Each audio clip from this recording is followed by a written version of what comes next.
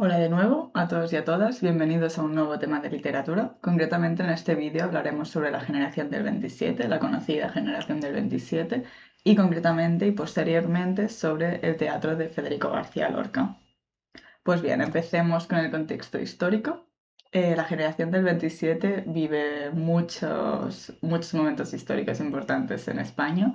Empezamos con la dictadura de Primo de Rivera, que dura hasta el 1930 y después se proclama la Segunda República Española.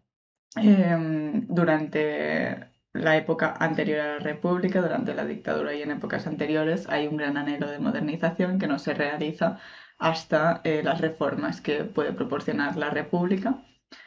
Y esta república lo que también provoca es una gran radicalización política entre los bandos más conservadores y los bandos más liberales, que culmina en el 1936 con el estallido de la Guerra Civil, evento y hecho que también van a vivir todos o casi todos los poetas de la generación del 27.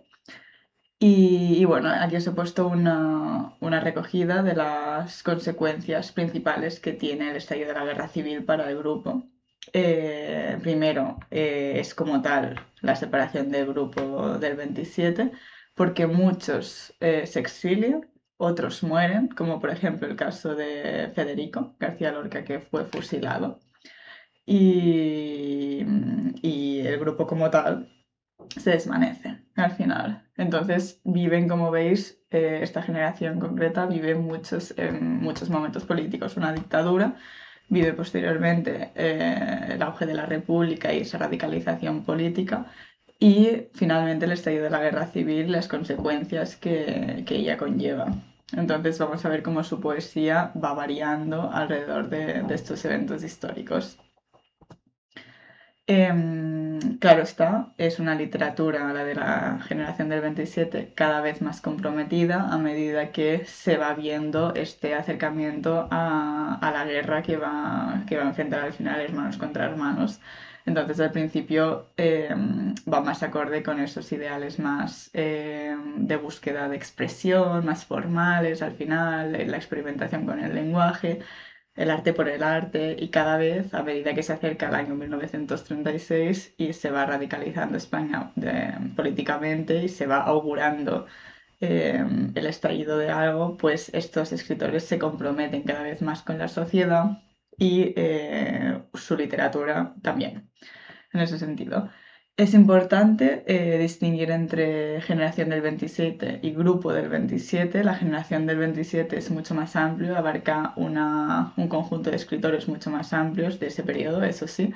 Y después tenemos el grupo del 27, que son una serie de escritores concretos, que os he puesto aquí la lista: Pedro Salinas, Jorge Guillén, Gerardo Diego, Damaso Alonso, Rafael Alberti, Federico García Lorca, Luis Cernuda, Vicente Aleixandre y posteriormente Miguel Hernández, que nació más tarde, pero eh, su, sus influencias y su estética fue exactamente la misma que los del grupo anterior, entonces se le añade a este grupo del 27.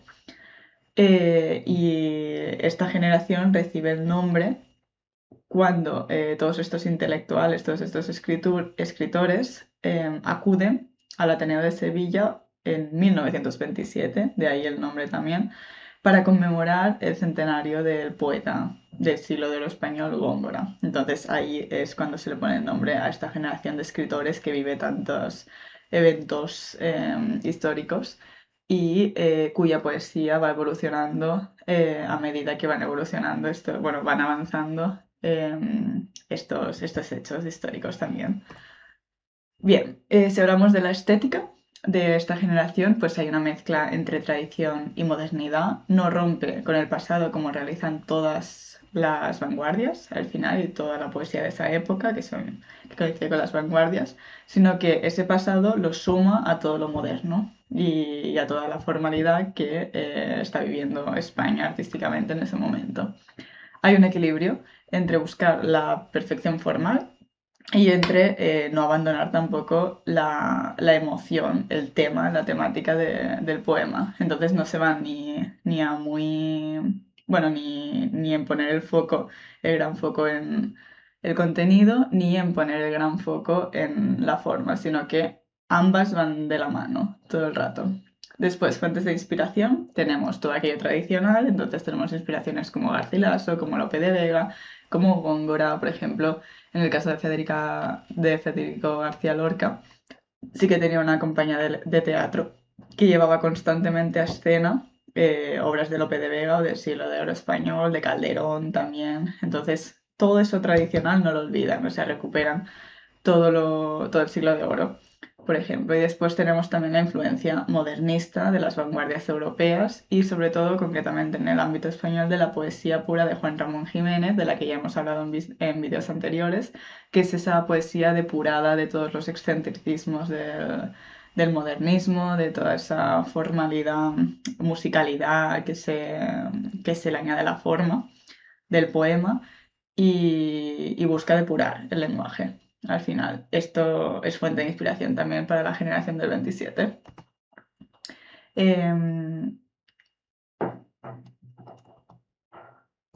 Perdón, esto se repite otra vez, de nuevo. Y o sea, es importante recalcar las tres etapas por las que pasa este grupo a nivel general.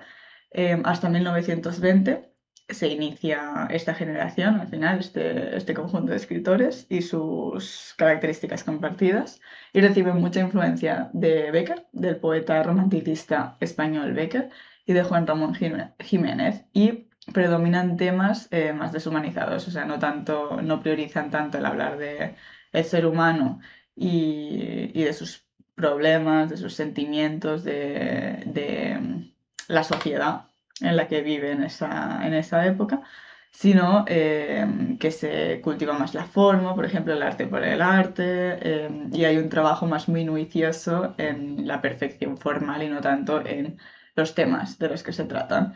Después de 1920 a 1933 hay una vuelta a todo aquello humano, hay una influencia del surrealismo y concretamente de Pablo Neruda, y de nuevo la poesía se vuelve a llenar de problemas humanos, de problemas sociales en los que se encuentra, porque si nos fijamos, 1936 concretamente es el año en el que estalla la Guerra Civil y hemos dicho que su literatura cada vez va siendo más comprometida con la sociedad y con el ser humano en sí.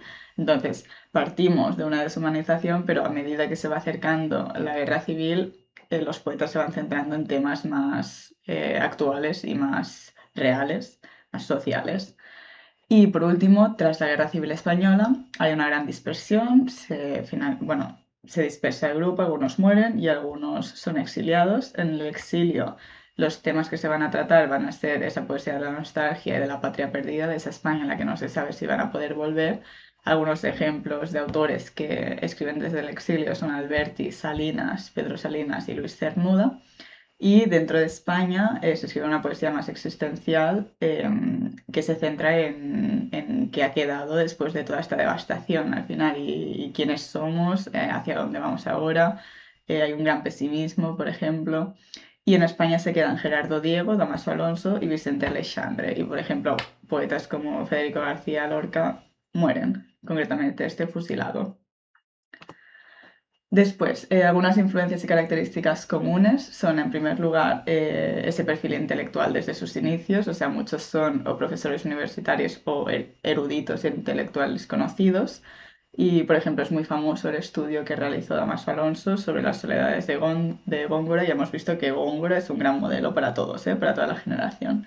Después, no solo comparten esas relaciones intelectuales, sino que también son amigos. Entonces, el grupo del 27 o sea, hay muchos registros de epistolarios o de cartas que se iban enviando entre ellos.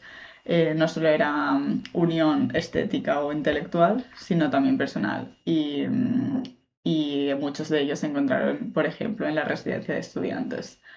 Y después tenían un talante político común, también eran muy abiertos, eran más liberales y defensores de la República, y casi todos acabaron o en el exilio o muertos, salvo Diego Alonso y Alexandre, que ya hemos dicho que son los que se quedan dentro de España.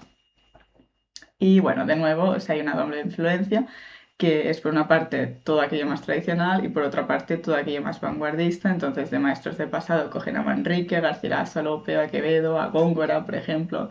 De Góngora cogen sobre todo su lenguaje poético y su uso de la metáfora, que es constante y abundante al final, y después adquieren también todo aquello más referente a lo popular, al teatro popular, por ejemplo. Os he puesto antes el ejemplo de La Barraca, que es la compañía teatral de Lorca, que llevaba al teatro y a escena clásicos de Lope de Vega, de Calderón, etc. Pero también se abren a lo moderno, a todo aquello relativo a las vanguardias europeas, de los poetas hispanoamericanos de ese momento también, que son Neruda o Vallejo, por ejemplo. Y después, con respecto al estilo y la métrica, lo que mezclan son ritmos más populares, los propios de los romances, las canciones, etc., y innovaciones de nuevo de lo moderno, de las vanguardias, como por ejemplo el verso libre. Hay muchos poemas. Bueno, nos podemos encontrar tanto sonetos clásicos como poemas con un verso totalmente libre e irregular. Y bueno, los referentes cercanos que ya hemos ido viendo son Bécquer en sus primeras etapas, otros son Unamuno, Machado y sobre todo también Juan Ramón Jiménez con su poesía pura y esa poesía depurada de las excentricidades del modernismo. Y bueno, acabamos con este vídeo y en el siguiente seguimos con el mismo tema, pero ya vamos a entrar en hablar sobre algunos autores concretos de la generación del 27 y concretamente sobre el teatro lorquiano también. Nos vemos en el siguiente.